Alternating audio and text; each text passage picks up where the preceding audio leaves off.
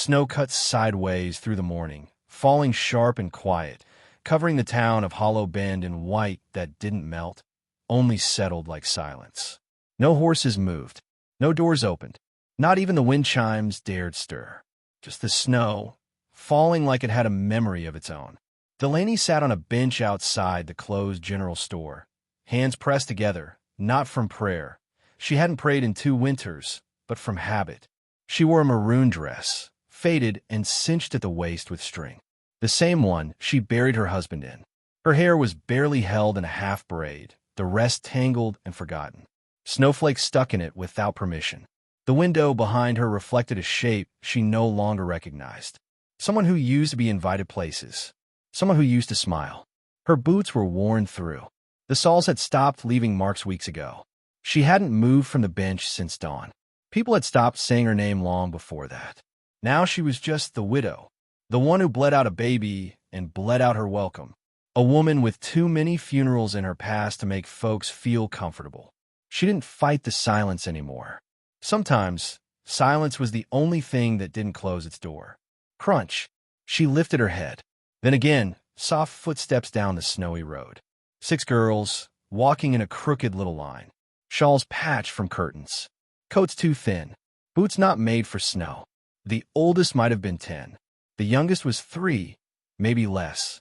One held a doll with no face. Another had a spoon tied to her belt like a weapon. They stopped just a few steps away, looking up at her like they'd done this before. No one said anything. The wind tugged at their clothes, tried to move them along, but they stood still. Their faces pale, their eyes steady and knowing. Delaney blinked. "You girls lost?" she asked. The tallest shook her head. "No, ma'am. We're not lost." The second girl stepped forward. Her hand clutched the edge of her shawl. "You are." Delaney's mouth opened, but nothing came out. The smallest stepped up, barefoot beneath her coat. She placed something beside Delaney on the bench. A biscuit, half-eaten, snow-dusted. "For you," she said. "We saved it." Delaney looked down, then up. 6 pairs of eyes stared back, not pleading, just waiting. "You ought to be with someone," Delaney said. "An adult." "Where's your people?" "Gone," the second girl said. "Buried," whispered another. "Drunk," said a third. "Left," came a last voice. Delaney stood, slow, like her bones were listening. "You can't stay out here." "We already do," said the oldest. "We've been staying." "You want a home?" Delaney asked, confused. The second girl stepped into her shadow. "We want a mama like you." Delaney felt something shift inside, like a door she had nailed shut was being tapped from the other side. She tried to move, to step off the porch, but the smallest one reached for the hem of her dress. "Please don't leave," the littlest whispered. Delaney turned, throat dry. "Where do you sleep? Who watches you?" "We do," said the tall one. "We take turns. Got a hole in a barn wall. It's warmer when we're close." Delaney knelt without thinking. The snow soaked through her dress. "That's no place for her," she stopped. "And where do you sleep?" asked one of the girls. Delaney didn't answer. "We saw you," another said, "coming out of the old tool shed behind the blacksmith's." Shame hit fast hot. "You shouldn't be spying." "We weren't," the fourth girl said. "We were looking for someone who might say yes." "To what?" Delaney asked. The smallest girl's nose ran. Her cheeks were raw. "To be our mama." Delaney stared at her. "You girls don't know what you're asking." "We do," the oldest said. "We've asked before." "Folks say no," added another. "Or nothing. Or call the preacher." "I break things," Delaney said. "I lose people. I'm not steady." "That's what they say about us, too," the second girl replied. Snow kept falling, brushing against them all. No one else in town looked their way. The saloon was closed. The smithy hammer silent. Just one bench. One woman. 6 girls. "I can't be what you need." "You already are," said the fifth girl. "I can't feed you." "We'll share." "I can't keep you warm." "You already did." Delaney stared. "You looked at us," one said. "You didn't look through us." A gust tossed snow from the porch roof over them. The oldest stepped forward. "If you don't want us, say so. We'll go. But if you do, if there's even a sliver in you that wants." Delaney looked down at the biscuit again. Her voice caught. "Where's the 6th?" The girls looked back. A quiet one stood farther away, tracing a bird shape in the snow with a stick. She didn't speak, But when she looked up, Delaney felt seen. "You got names?" she asked. "We do," said the tallest. "But we don't tell folks unless they stay." Delaney gave a soft laugh, thin as ice. "That's so." The smallest girl reached for her hand. "We'll sit with you, just until the snow stops." Delaney didn't say no. They gathered close. Two sat, the rest stood around like kindling. One slipped her shawl over Delaney's lap. Another handed her the faceless doll. The quiet one walked last, reached in her coat, and pulled out a single rusted key. She placed it on Delaney's knee. "What's this for?" Delaney asked. The girl pointed at the shed behind the blacksmith's. "You've already been there?" All six nodded. "You made it warmer," said the oldest. Delaney looked down at the key, her hand trembling. "Why me?" "Because you didn't look away," said the second girl. "We think God gave up," whispered the third. "But maybe he gave us you." The wind calmed. The snow softened. Then a man's voice broke the still. "Hey!" He barked from the corner near the bakery. "What are you girls doing with her?" "She's trouble." They stiffened. The youngest clung to Delaney's skirt. It was the baker's boy, face red, flour on his cap. "Preacher says she's poison. Just like you. Stay away from her." Delaney stood. The boy sneered. "You think taking in strays makes you clean? You don't belong here." The girls didn't blink. Delaney's voice came sharp and cold. "Then I guess I'll stop looking for a place." The boy backed off, disappeared into the storm. Delaney looked down. "You still want a mama like me?" The oldest reached up, took her hand. "No," she said. "We want you." And the quiet girl smiled. Smoke curled from just a few chimneys in Hollow Bend. Most homes stayed dark, curtains pulled tight like no one inside wanted to see the world. The church bell didn't ring anymore. Even the wind seemed quieter, like it knew something had changed. In the old tool shed behind the blacksmith shop, Delaney lit a candle. Not because she thought it could chase the dark away, but because 6 small girls were curled around her like stars in a circle and pretending it was enough sometimes. The walls were thin, patched with old fabric. The wind still slipped through the cracks. There was no chimney, no bed. Just a dirt floor, a black pot, and 2 thin blankets. But no one complained. They passed a piece of cornbread around like it was gold, shared 1 tin cup of melted snow, and tucked their cold feet beneath each other's knees to stay warm. Delaney didn't speak much. She sat with her arms around her knees, watching the girls.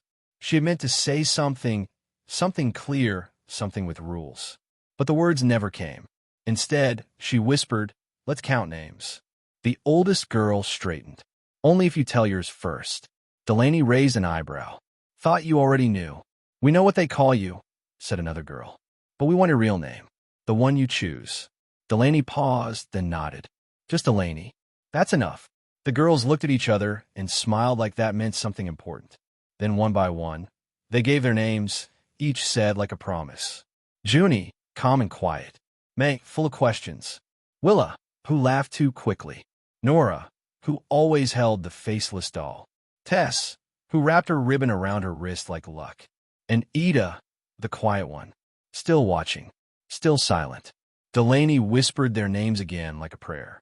In the morning, they were gone. She sat up fast, breath fogging the cold air. The shed was quiet. The blankets were empty. The dirt showed only small marks, like snow angels melting. Her heart beat hard. She pushed the door open and stepped outside. On the bench where she'd first met them, someone had left a gift. A potato, wrapped in a tiny scarf made from old quilt scraps. 6 corners, 6 stitches, one not shaped like a bird. Delaney stared, then laughed once, sharp, breathless. Silence had abandoned her once before, but now it seemed to answer back. That night they came again. No words, no reason. They just crawled under the old canvas flap like foxes returning to their den and curled around her like nothing had happened. "Where do you go?" she asked softly as they passed around a sliced carrot. "Different places," May said. "Sometimes barns, sometimes behind the church. Sometimes we help," Tess added. "Stacking firewood, carrying ashes. But people get nervous if we stay too long," Junie said, not angry, just tired. Delaney didn't answer. She only pulled the blanket tighter around them all. Later that week, the sun came out for 1 golden hour. Delaney went out back, chopping kindling from a frozen stump. Her hands were red and stiff, and when the axe slipped, the blade nicked her thumb. A bright line of blood appeared. She hissed and dropped the axe. "Here," a voice said behind her. "Come." Not loud. She turned. A man stood a few steps away, tall, wrapped in a faded coat, scarf around his neck. His beard was rough, and his eyes were gray. He held out a cloth and a small tin of salve. Weston Burke. She had heard of him. The blacksmith. People said he barely spoke. That he'd gone half mad after his wife died 2 winters back. That he lit his forge at night and just stared into the fire. She'd never seen him this close before. "Thank you," she said, taking the cloth. He nodded once, then bent, picked up the axe, and laid it carefully across the stump like it needed rest too. He looked at her hands, then at the shed, then at the moving shapes behind the patched fabric. He didn't say anything else, just turned to leave. "Wait," she called. "Why did you?" But he was already walking away, boots crunching over the snow. That evening, she found a stack of dry wood leaning against the shed wall. No note, no footprints. The next day, a new pot appeared, then 6 tin spoons. The town noticed. They always noticed.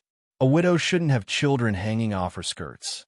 A blacksmith shouldn't be giving things to someone who had nothing to trade. And those girls? Weren't they the ones who broke Miss Ida's chicken coop window? Didn't one of them give Ruth Baker lice last fall?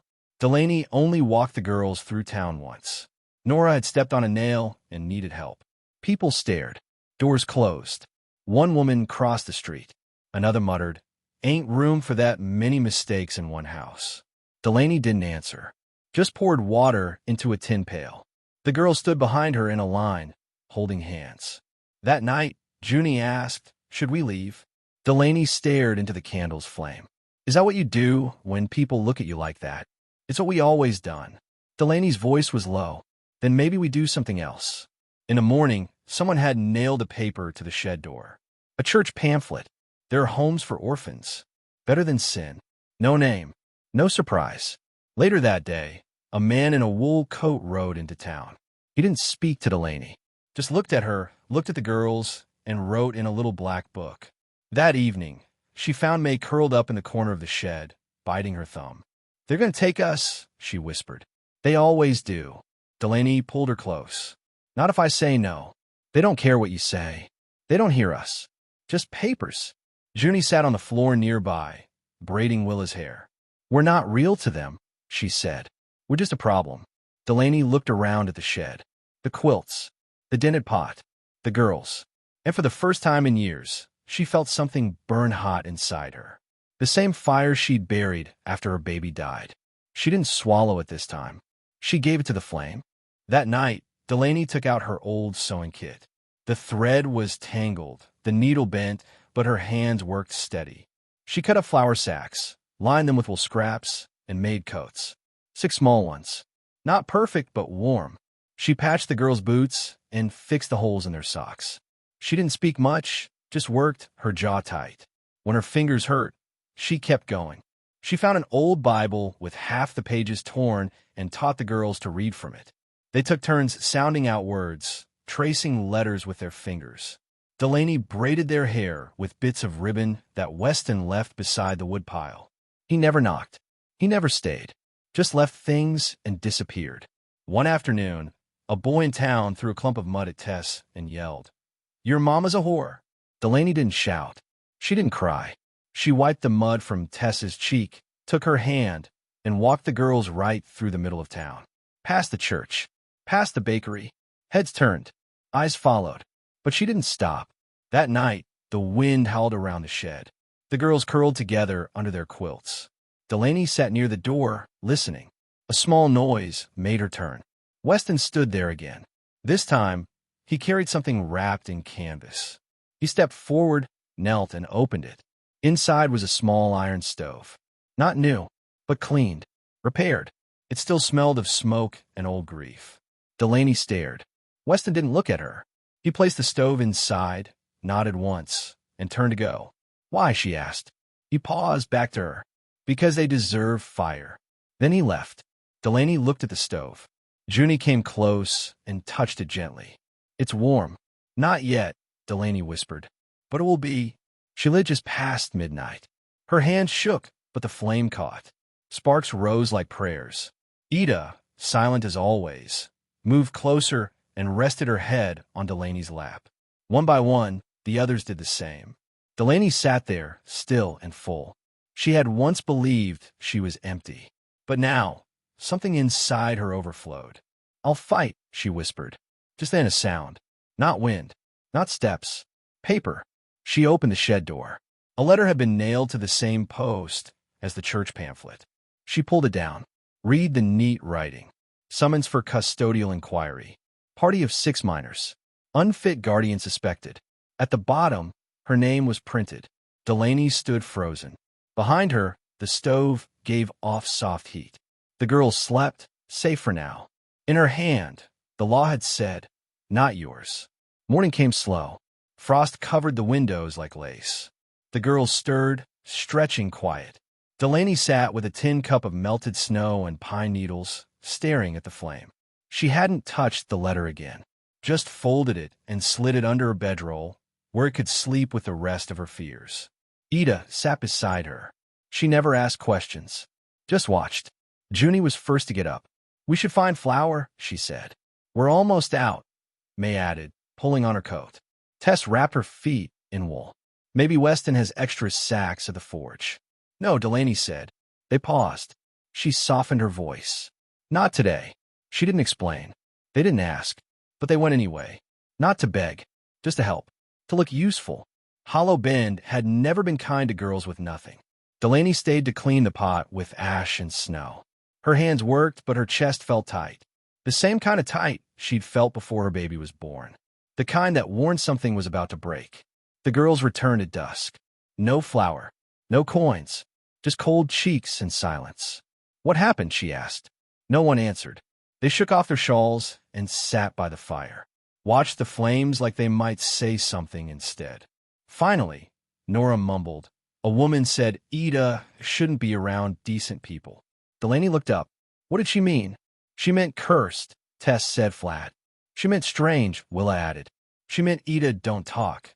So she must be broken," May finished. Ida didn't speak. She stared at her own hands like they didn't belong to her. Delaney felt that heat in her chest again. That burn. "You're not broken," she said firmly. The girls didn't move. "We were your burden," Junie whispered. Delaney stood. "That's enough." The girls looked up, surprised. She walked to the door and opened it. Cold wind hit her face. She stepped out and breathed deep. She didn't see him at first, but then the wind shifted. Weston stood by the fence, arms crossed. A lantern beside him. He didn't speak. He never did first. "I didn't ask for any of this," she said. "I was just trying to stay alive. Then they showed up like snow. Now they're mine." He waited, then said, "Maybe, but you were theirs first." Delaney turned, her voice sharp. "And what do you know about it?" He stepped closer, and for the first time, she saw a small scar above his right eyebrow. "I buried a wife who begged for a child we never got," he said. "Now I leave stoves for ghosts." Delaney looked away. "I don't know what I'm doing." Neither did she. "Is this supposed to make me feel better?" "No, just less alone." Her eyes burned, but the tears didn't fall. Weston pulled something from his coat. A square of canvas. "I fixed the lock on the shed door. It sticks. Use your shoulder." He placed it on the porch rail and walked away, slow. She didn't say thank you. She didn't turn her back either. Later, when the others slept, Ida stayed awake. She crawled over and sat next to Delaney. Cross-legged, silent. Then she held out a small shape. A bird, carved from driftwood. No paint. A small chip in the beak. Delaney took it. Ida placed 2 fingers on her own lips, then touched Delaney's. Delaney nodded.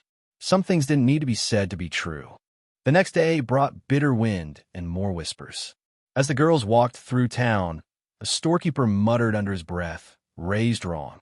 Delaney, who walked behind them, didn't flinch. "I raised them," she said simply. Back at the shed, the girls crushed oats and pine ash to make bread. It came out flat, burnt, and tasting like smoke. No one complained. At night, they sang soft lullabies that never quite ended. No one asked to be rocked.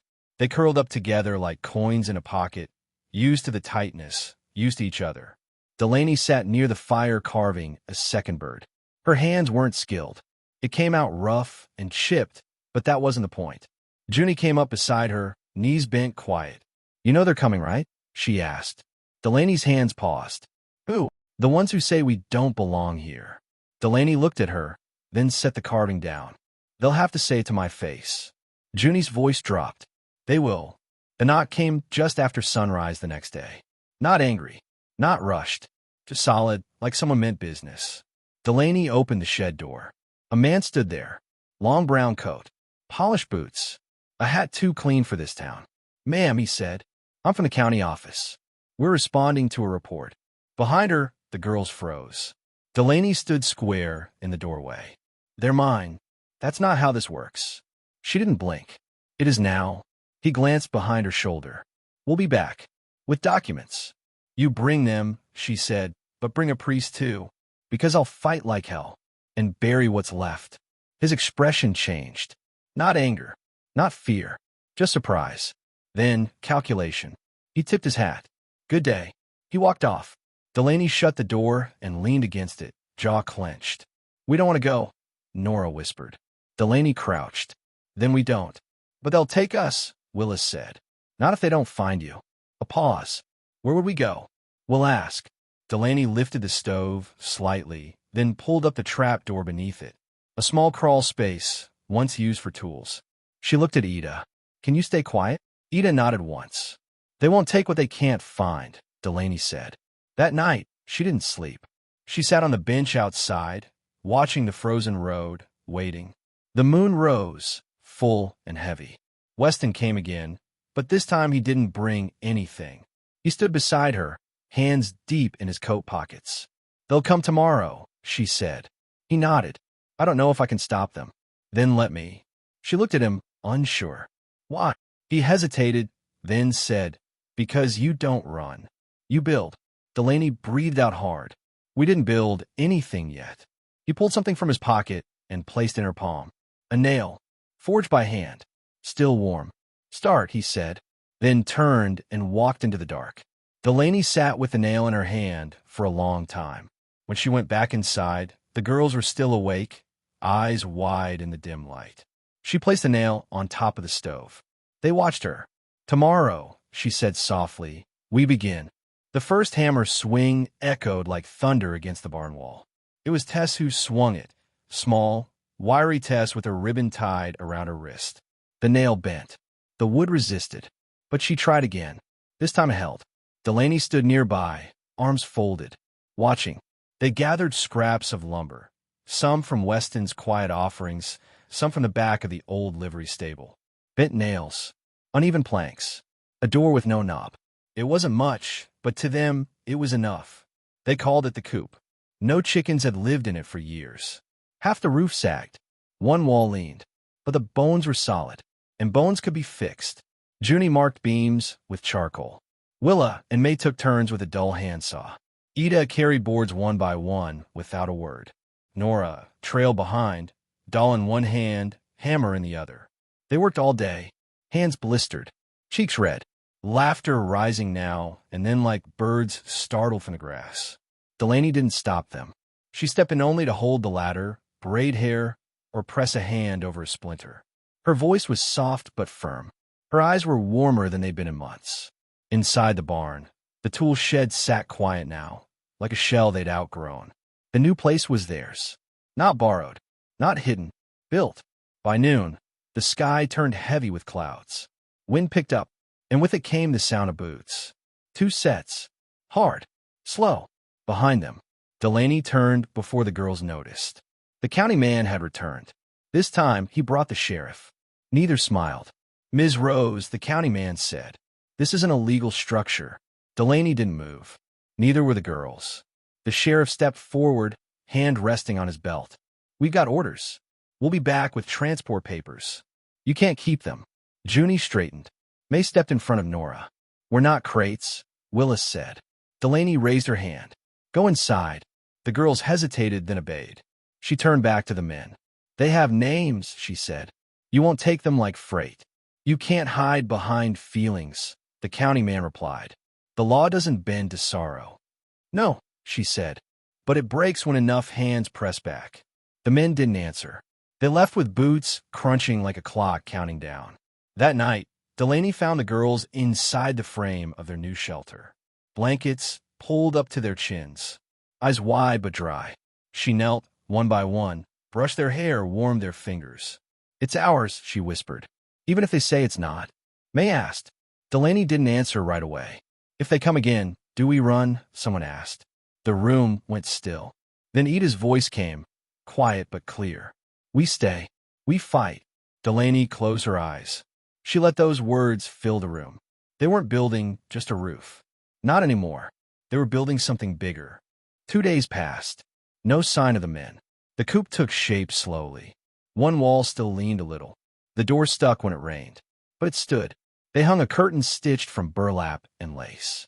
A shelf went up over the stove for spoons. A table made from crates. It wasn't much, but it was theirs. Weston still left things. A bundle of nails wrapped in cloth. A pan. One day, they found a single feather tucked inside a tin cup. Delaney never asked why. The girls didn't either. They only smiled. They carved little things from scraps, birds, stars, their initials. Nora painted her name in red across a board and hung it crooked above the window. People stared more now. Longer. Not just curiosity, judgment. Delaney noticed, but she walked straighter, spoke less. When the butcher's wife sneered, she met her eyes and didn't blink. When the preacher warned her she was teaching disobedience, she said, "I'm teaching survival." On the 4th day, the sheriff returned. But this time, he didn't come close. Just stood far off, arms folded, watching as the girls passed a loaf of bread between them on the porch. That night, when the girls were asleep, Delaney stepped outside. The snow had started again, soft, steady, quiet. She breathed in cold air, sharp in her chest. Weston stood by the fence, same as always. This time, she walked toward him. He didn't carry anything. No tools. No gifts. Just looked at her calm. Then he pulled something from his coat. A ring. Not gold. Not silver. Just tin, bent at one edge. Hammered into shape by hand. He held it out. "Not for vows," he said. "For proof." She took it carefully. "Proof of what?" "That someone chose you," Weston said. The next morning, the sky was pale and still, like it was waiting. Inside the coop, the girls were already dressed. Junie tied back her hair like armor. May held a spoon like a knife. Nora strapped her doll to her chest with string. Willa had 2 lines of soot across her cheeks. Tess stood by the stove, fist tight. Ida didn't speak, just waited. Delaney's hands trembled as she buttoned her coat. She had braided a red thread into each of the girls' hair at dawn. "So we remember we're tied," she'd said. Her own braid was hidden under a shawl. Her heart beat fast, too fast. Then they heard it. A wagon. Wheels heavy over snow and ice. 2 men. One was the county man. The other, the preacher. Jaw tight. Face full of judgment. No Bible. Just anger. Delaney stepped outside. Alone. The preacher spoke first. "This isn't legal," he said, voice hard. She didn't flinch. "Neither is letting children freeze behind your church." The county man climbed down from the wagon. "Miss Rose, please. I'm asking kindly. Step aside." The girls are behind her now, silent, standing straight. "They're not yours," he added. Delaney didn't look away. "I carry grief with them." Sewed coats. Held their hands when they cried. Built a fire. She paused. "That's more than paperwork." He shifted, uncomfortable. "That's not the law." A voice rose behind him. "She's not alone." Heads turned. Weston stood at the edge of the barn, coat open, eyes steady. He walked forward, slow and firm. He placed something in the snow at their feet. An iron sign. The nest. He turned to the preacher. "You called her a harlot." "I called her a danger." The preacher snapped. "To who?" Weston asked. "To children who finally sleep without shaking." The sheriff showed up then. Late. Slow. Badge dull. He looked from Delaney to the girls. "I don't want this," he muttered. "But I answer to them." Weston stepped closer. "Then answer this," he said. "Who'll feed them tomorrow? Who'll braid their hair? Who stays awake when they cry?" "They'll be assigned," the county man said. "They already belong," Weston answered. The preacher stepped up. "You expect the town to accept this?" Delaney didn't reply. She walked to the stove, opened the iron door, and pulled something from the fire. The tin ring. blackened but still whole. She held it up. "I don't expect anything," she said. "And I'm not asking." The girls joined her. Junie held out her carved bird. May unfolded a letter, shaky and uneven. "Don't take our fire," she read. "She's our mama," whispered Willa. "Even if she wasn't born one," said Tess. Nora didn't speak, just held up her doll. Then Ida stepped forward, placed her hand on Delaney's skirt, and looked up. "She chose us," she said. The sheriff blinked. Something in his face cracked. "Let it be then," he said. The preacher turned to him. "You'll defy the court?" "I'll delay it," the sheriff said. "Long enough for someone else to blink." The county man swallowed. "We'll file a review." Delaney nodded once. "Do it." They left. No threats. No goodbyes. The wagon wheels vanished into snow. Delaney stood still. Then Weston stepped beside her. "You scared me," he said. "You scare easy," she replied. He smiled and handed her a second tin ring. For the other hand. That night, they ate stew so thin it barely colored the bowl. The bread was burnt, but the fire was warm. The girls laughed until their stomachs hurt. When Delaney lay down beside them, 6 hands reached for her. Not because they were scared, but because they were home. The storm passed, but winter stayed. Days were short, and the cold came harder now. Still, the coop stood strong. The roof still leaked when snow melted, and the door stuck on damp mornings, but no one complained. The stove burned most nights, fed by whatever Weston or Delaney could find. Sometimes a log, sometimes dry shavings, sometimes nothing at all, just hope and breath and blankets pulled tight. Delaney woke earlier than the girls most days. She would sit by the fire with her hands wrapped around a warm tin cup, waiting for her thoughts to settle. The letter from the county stayed under her bedroll, folded and untouched. She never looked at it again, but she knew it by heart. The girls didn't ask questions. Not about the future, not about the past. They did chores, took turns collecting scraps from town, mending things, watching the younger ones. Ida, quiet as always, followed Delaney like a shadow. She watched her fix a broken shelf, watched her stir stew, watched her without judgment, just full attention like Delaney mattered. One day, as Delaney was teaching Tess to boil potatoes without burning the pot, she heard shouting outside.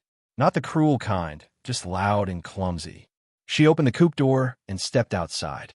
2 boys were throwing snowballs at May and Willa. Not in fun, in challenge. "You think you're real?" one shouted. "Your mama's just a stray like you." Delaney didn't raise her voice. She didn't run. She walked, calm and steady. May stood her ground, snow dripping down her coat. Delaney placed her hand on the girl's shoulder, then turned to the boys. "She raised us right," May said before Delaney could speak. The boys laughed, but their laughter didn't last. Weston appeared behind them without a word, arms folded. The boys ran. Delaney looked at Weston. He gave a small nod, then walked back to the forge. That night, the coop was quiet. Too quiet. The girls didn't talk much over dinner, just chewed their crusts and looked at the floor. Delaney could feel it building, shame, fear that old 8 kids carry when they think maybe they're the problem. She stood. "I was nobody's mother when you came," she said. "I didn't know what to do. I still don't. But I'm trying." "We know," Willa whispered. "I messed things up," Delaney added. "But I won't let anyone mess up you." "We're not scared," said Nora. "Good," Delaney said. "Because I am." They looked up.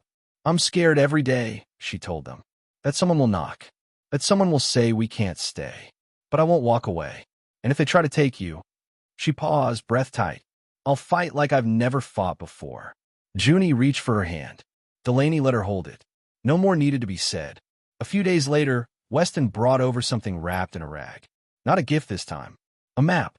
It showed the edge of town, trails beyond the ridge, places where trees grew thick and eyes didn't follow. "They're watching," he said. "They'll come again. Be ready." Delaney nodded. "What would you do?" she asked. "I'd build farther," he said. "And I'd teach them to build with me." She didn't reply. But that night, she stayed up after the girls were asleep, sketching with charcoal on a scrap of wood. Lines, measurements, an idea. The coop had kept them alive, but maybe something more could help them live. The plan began the next morning. Quietly. No announcements, no big talk, just action. Delaney woke the girls early and pointed toward the old storage barn near the ridge. They knew what it meant. Junie grabbed the dull handsaw. Willa found twine. Tess tied her ribbon tighter around her wrist. There was no fear in their eyes now. Just something steadier. Something stronger. They took what they could carry. Old nails. Bent boards. A cracked window pane. The barn had been falling apart for years, but the frame was still good. They worked slow, careful, using what little they had. Weston passed by just once, leaving a small box of tools and saying nothing. He didn't have to. His help always came without asking. Delaney helped brace the beams. She held Edith steady on the ladder. She guided May's hand with the hammer until her fingers knew what to do. This wasn't like the coop. This one wasn't just for shelter. It was for staying, for being seen. Each girl carved something onto a beam.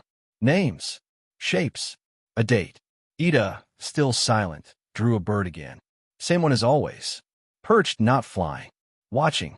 By sunset, the bones of the new shelter stood. Rough, crooked in places, but strong. Delaney stood back, wiping sweat from her brow, heart pounding. She had built something. Not just alone. Not just for survival. Together. For home. The next day, Hollow Bend bust. Word had spread. Some said the blacksmith was losing his mind. Some said the preacher was going to call the county again. A few whispered that Delaney had bewitched the girls. Delaney didn't flinch. She swept the coop floor. She boiled stew. She washed Nora's socks by hand. That night, as snow fell again, the girls brought inside what they had carved during the day. Stars, initials, small animals. Delaney helped them nail the carvings into the rafters. Like a roof of memory. A belonging. Later, Weston stopped by with something strange. A set of tin cups, each one bent differently. No two are the same, he said. Like us, Delaney answered. He left without waiting for thanks. The girls painted a sign the next day. The nest. They hung it over the door. No one in town could miss it now. That same afternoon, a boy in town threw a stone that hit the coop wall. Delaney walked out and stared him down until he dropped the second stone and ran. She didn't shout. She didn't need to. A woman across the street muttered, "Raising girls to talk back." Delaney said, "I'm raising girls who know when to." The preacher visited that evening. He didn't bring a Bible, just words. "You're leading them into sin." Delaney crossed her arms. "I'm leading them into safety." "They're not yours," he snapped. "They chose me," she said. "And I chose them." He left in silence.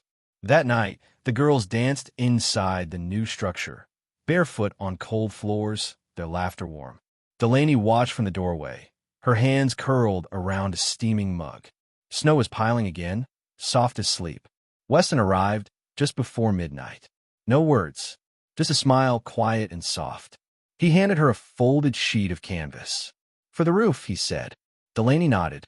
"Thank you." As he turned to leave, she stopped him. "I don't know what to do next," she admitted. Weston looked back. "Neither did I. Still don't. Then we figured out. Same as always." Delaney held his gaze. "I'm tired." "So was I," he said, "until I started building again." She didn't answer, but she didn't close the door either. When she came back inside, the girls had already curled together on the new floor, using their arms as pillows, their feet pressed close. Delaney sat beside the fire, heart heavy and light all at once. The nest was half done, but her heart had started to believe. Maybe, just maybe, they were going to finish it. Together. The snow didn't stop that week. It came softer now, like it wasn't trying to bury anything anymore, just remind people to slow down. The nest stood taller each day, a little crooked, a little worn, but solid. The girls woke early, worked together without being asked. Delaney didn't need to lead them anymore. She just stood near, like the root of a tree they had all grown from. One morning, Delaney braided Ida's hair with a red thread, like always. She paused, looking at the scar on Ida's thumb from last week's hammer slip. "You know you're strong?" she asked. Ida nodded slowly, then placed her hand gently on Delaney's chest, just above her heart. "You too." It was only 2 words, but it was the first time Ida had ever spoken a full sentence to her. Delaney smiled, and this time it didn't crack like old ice. It stayed. Later that day, the wagon returned. County seal on the side. Same sharp boots, same tight faces. The preacher rode with them, jaw set like iron. They came to take the girls. This time, they didn't knock. They stood outside the nest and waited. Delaney stepped out slowly, her coat wrapped tight, her braid tucked in. She faced him alone. "You have no right," the preacher barked. "I have every right," Delaney said calmly. "I know their names. I know what scares them. I know who likes honey in their tea and who doesn't speak unless it matters. You think blood makes family? I say love does." The sheriff stepped forward. "Miss Rose, the law. The law left them cold," she interrupted. "The law let them sleep in barns and crawl through cracks. I didn't. I stayed."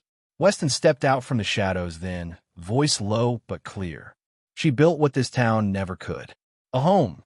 The preacher turned, angry. "This is rebellion." "No," Weston replied. "This is repair." The county man looked at the girls who had come out to stand beside Delaney now. One by one, they reached for her hands, her skirt, her shoulders. All silent, all certain. Delaney stood taller. "If you still want to take them," she said, "then bring more men. Bring chains. Bring fire. Because we're not leaving quietly. And we're not breaking easy." The sheriff stared at her a long moment, then looked down. "No one's coming with us today." The preacher snapped. "You'll answer for this." The sheriff turned to him. "Maybe," he said, "but I sleep better knowing they're here." They left in silence, wagon wheels disappearing into snow once again. Back inside, Delaney didn't speak. She sat by the stove. The girls gathered around her without a word. "You saved us," May whispered. Delaney shook her head. "No," she said. "You saved me." That night, they ate soup thick with potatoes. Weston brought bread. The girls laughed without fear. The fire burned brighter than it ever had. Later, as the girls slept close together under patched quilts, Delaney carved one final bird. Smoother this time. No chips. She tied a red thread around its neck and placed it on the shelf above the stove. Weston came to the door. He didn't speak, just stood there. Delaney opened it, letting the cold in. "I'm scared," she admitted softly. "So was I," he replied. "But fear's a sign you've got something to lose now." She looked back at the girls, then at him. "I'm not sure what this is." He reached into his pocket and handed her one last thing. A simple stone, smooth and warm from his coat. "For the foundation," he said. Delaney smiled. Not for him, not for herself. For everything they had built, everything they had chosen. Outside, the snow kept falling. But inside, for the first time in years, something else had begun to grow. A life not borrowed, not begged for, built. And when Ida whispered again that night, just one word, soft and certain, Delaney finally believed it. Home.